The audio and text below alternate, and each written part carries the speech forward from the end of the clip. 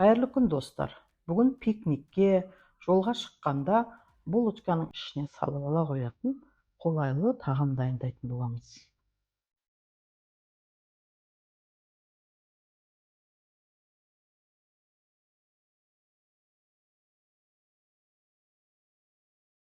Әуелі қызып тұрған табаға май құйып, көбік тәрізді туралған тауығымыздың етін салып араластырып отырып қуырамыз.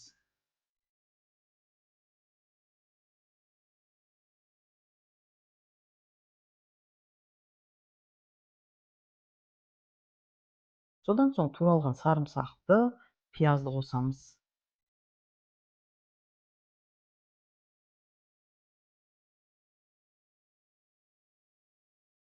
Араластырып аламыз.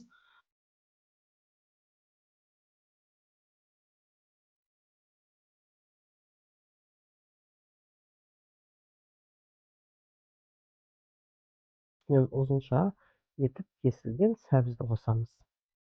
Сосын туралған баклажанды, картопты саламыз. Тоз бұрышты қалауымызша себеміз.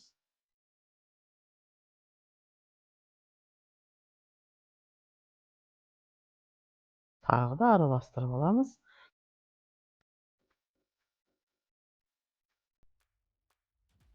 Томат пастасын қосамыз, үстінен кішкене су құйып, баяу отта жарты сағаттай бұқтырамыз.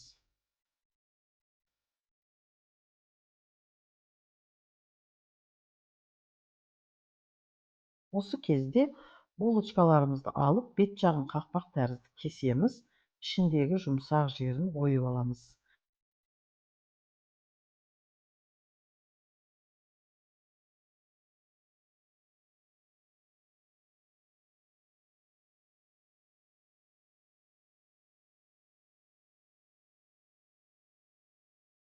Дайын болған тағамымызды булочкамыздың ішіне салып, дастарханға ұсынуға болады. Міне, достар, өте дәмді, пикникке, жолға шыққанда алып жүруге қолайлы тағамымыз дайын болды.